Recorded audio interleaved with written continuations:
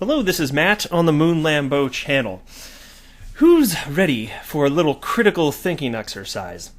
Everybody raising their hands out there? Well, there's an XRP community member named Martin Valk who tagged me in a fairly lengthy thread on the Twitters, along with some other members of the XRP community. And his first sentence in this is, my take on the XRP price explained, which certainly caught my attention. I love this type of conversation, and it's a lot of fun. And so he had a pretty cool analogy, I thought, which I will share with you. And the analogy itself, I will tell you at the outset, I think it's pretty sound. There is one point he made in here which I think is rather key that I actually disagree with. And so I'll go ahead and share that with you as well. And it's very clear that Martin is an individual that's seeking genuine, thoughtful conversation, which I very much appreciate because for me, you know me, I love diversity of thought. I say it all the time because I mean it. And thinking through things like this, it's some of the most fun stuff, in my perspective anyway, to go through. And it's some of the most fun stuff to cover on this channel, in my humble opinion, because it gives you a chance to think.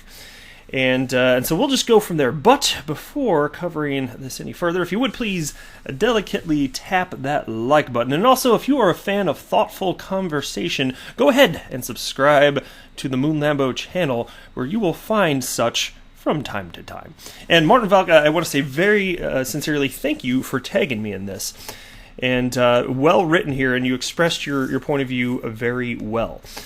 And so, and he also wrote, I would love to get your opinion and feedback on this. And so here's how it begins. I'm just going to kind of run through this, and I'll stop whenever I feel like I need to jump in. And I got some thoughts kind of prepared here, mentally anyway. I didn't write anything down.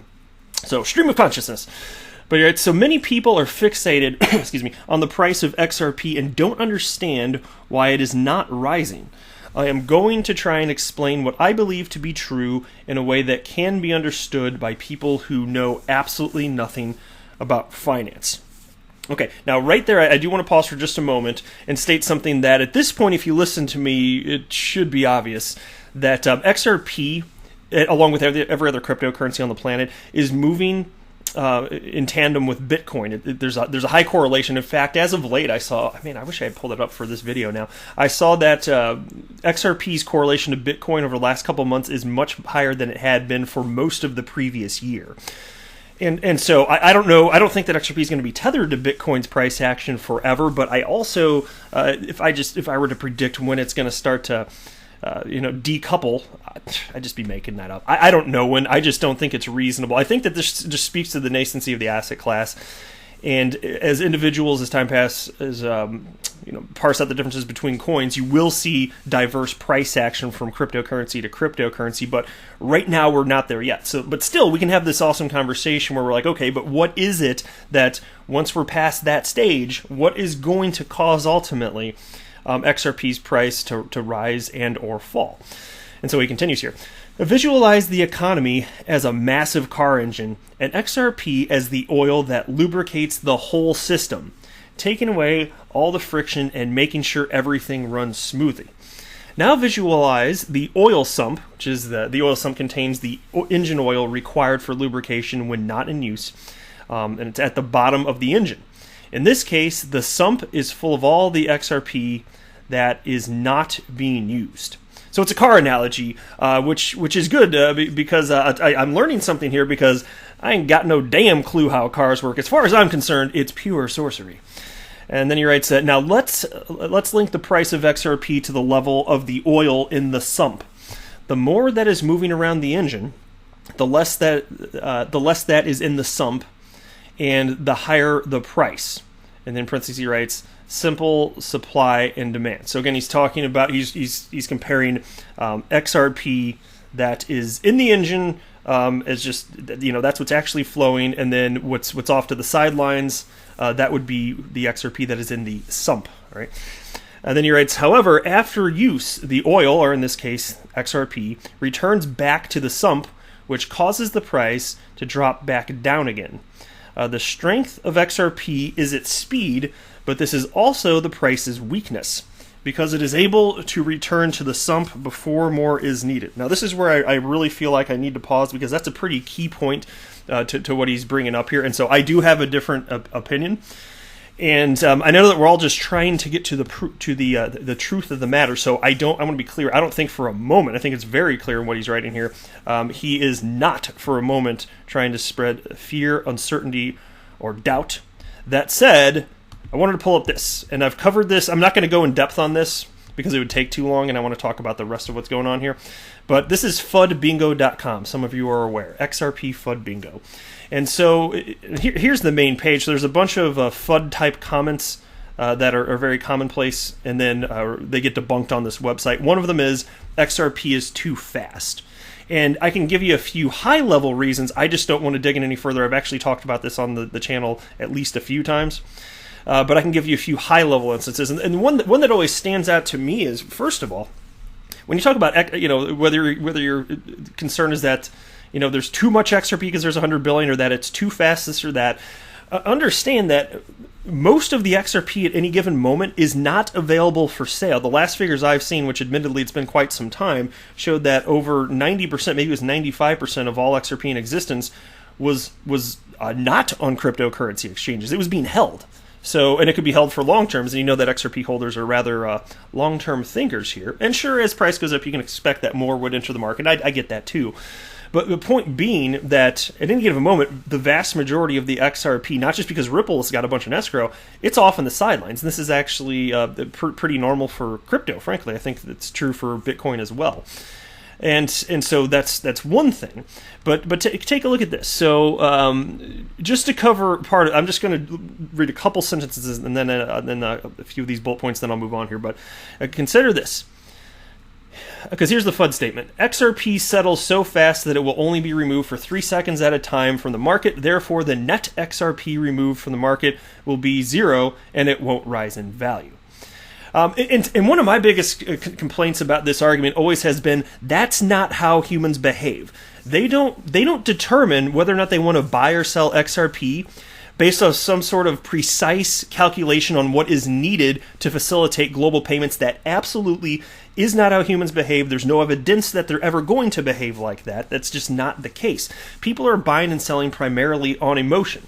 And if people see that a cryptocurrency is actually getting used and say they want to hold a cryptocurrency as a store of value, and they want to pick one that's getting used by businesses so that they can have some level of confidence, that is probably not going to go away anytime soon. That could lead a lot of people, if they want to diversify, to get into this crypto asset class and then ultimately choose XRP. You can see that with individuals. You can see that with institutional purchases down the road. This is a very strong suspicion that I have. I predict it will occur. I'm not putting a timeline on it, but I think it's going to happen on a very large scale here.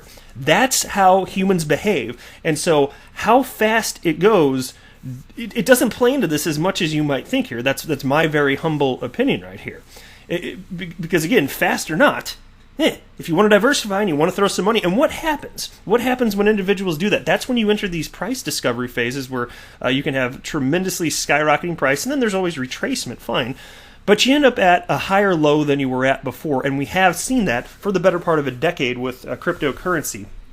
Just in general, not just XRP, but just cryptocurrency price action. Whether it's Bitcoin, XRP, pick your coin. That is absolutely the type of behavior that we're seeing here. So that's always been one of the stronger points for me anyway. But beyond that, and here's just the high-level stuff, and I'm not going to dig into this, but number one, this FUD assumes that there is no overlap in transactions. This FUD assumes perfect and instantaneous arbitrage across exchanges, and we know that is not the case. There's always arbitrage opportunities, even if they're small and even if they're short windows for it in any particular market. And then this FUD assumes no active trading or speculation, but again, humans choose the price of XRP. And that's always going to be the case. It's not going to be some machine deciding what XRP is worth. It's going to be humans. And even if you're talking about Ripple's on-demand liquidity, which includes an efficient path-seeking algorithm, well, it's still programmed to perform within certain parameters set by humans. So even if you want to say that the automated portion of this, which is not human, will do it, well, humans still set it up, guy. So I still insist that it's going to be humans buying and selling, determining ultimately what the price will be. It's supply and demand. It's what the market will bear. And again, with most of the XRP in existence not for sale at any given moment, this whole concept of 100 billion XRP being too much, might want to rethink that. This FUD assumes no institution will hold XRP. That's not true.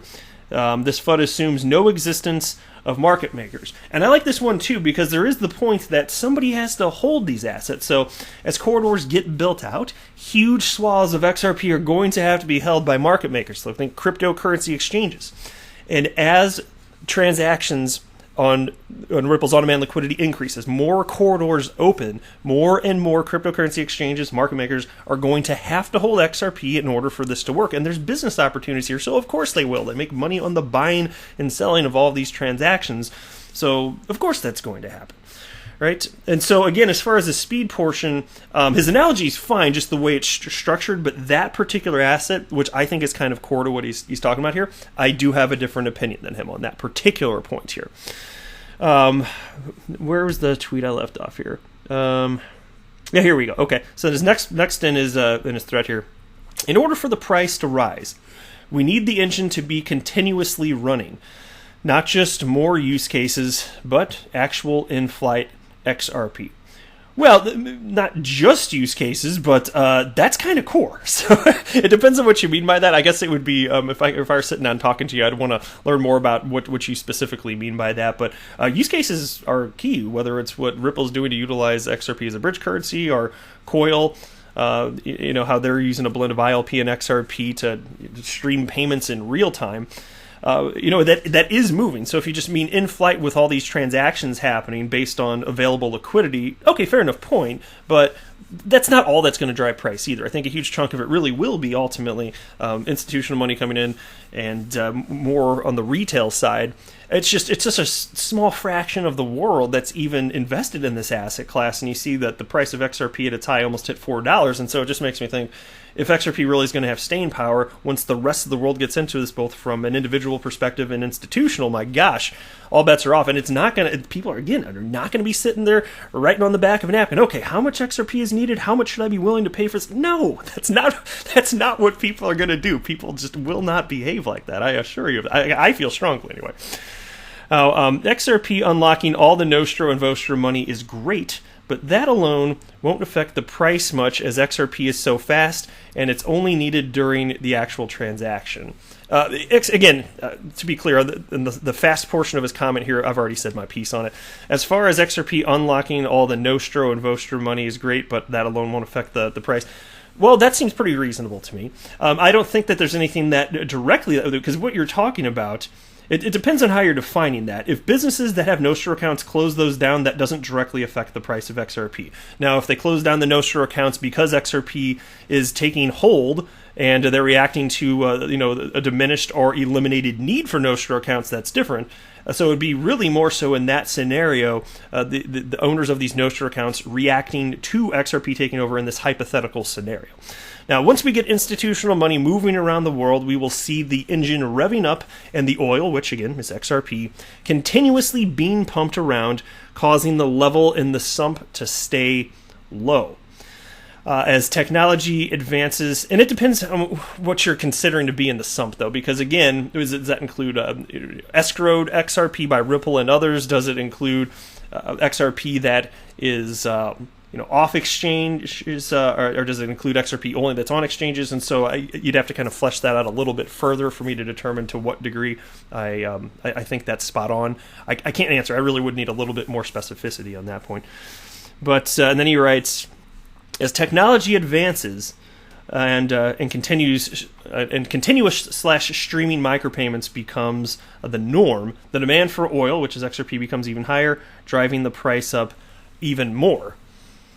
Well, it depends on what you mean by that. I often see this argument from people in the XRP community that have everything exactly backwards. And I can understand how there could be this misunderstanding, but there's just this idea that continuous streaming is somehow magically going to increase the price. Well, there's nothing in the mechanics of it that would cause that to happen. It's more like you have to have a sufficient price for those transactions to be able to occur in the first place. It's a sufficient blend of price price and liquidity that actually makes that happen right there. Now that said, liquidity begets liquidity, and this is an interesting point as well. And it's the idea, and Chris Larson, who's co-founder of Ripple, has talked about this a number of times publicly in presentations he's given and interviews.